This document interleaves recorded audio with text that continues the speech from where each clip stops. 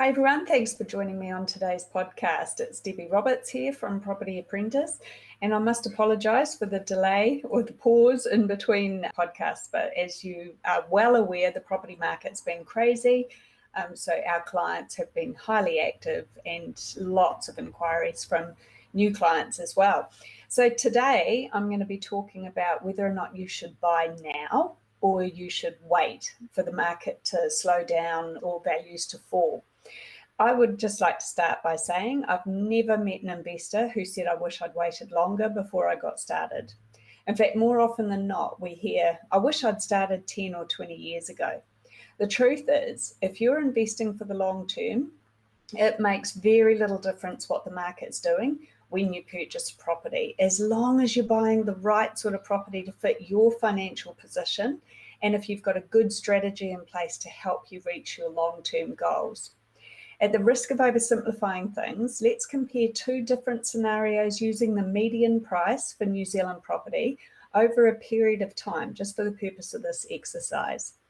Investor A bought a property at the peak of the boom in 2007, just before the global financial crisis, the GFC. The New Zealand median value at that time, at its highest point, was $352,000. Investor B bought a property at the bottom of the slump in 2009, when the New Zealand median value was at its lowest point of $325,000. The median value in New Zealand, according to the latest information from the Real Estate Institute of New Zealand, which is released in October 2020, is $725,000. So that means that Investor A's equity from the time they purchased up until the end of October 2020, their equity would have increased by $373,000 compared to Investor B, whose equity would have increased by $400,000. As you can see, if Investor B managed to time the market perfectly, they'd currently be $27,000 better off than Investor A, which isn't to be sneezed at, but if only it was as simple as that. Prior to the GFC, bank lending criteria was very relaxed. Low doc loans, otherwise known as liar loans, were commonplace, and that meant that you didn't even have to have provable income. After the global financial crisis, however, bank lending criteria became really tight, which meant that many people who could have got lending in 2007 weren't able to get lending in 2009. Every week I get asked, is now a good time to be buying, or should we wait until X, Y, or Z happens? My answer is usually, if you're able to get lending at the moment, and if you find the right property for your financial position and long-term goals, so that's taking into account price, rental return, location, a whole bunch of other things, then why would you wait? Because what if X, Y, or Z doesn't happen? For all intents and purposes, the property market should have been dead this year, being a general election year and also in the middle of a global pandemic while our borders are closed. However, we've seen huge demand from buyers almost right across the country throughout this entire period, combined with a shortage of listings in many places.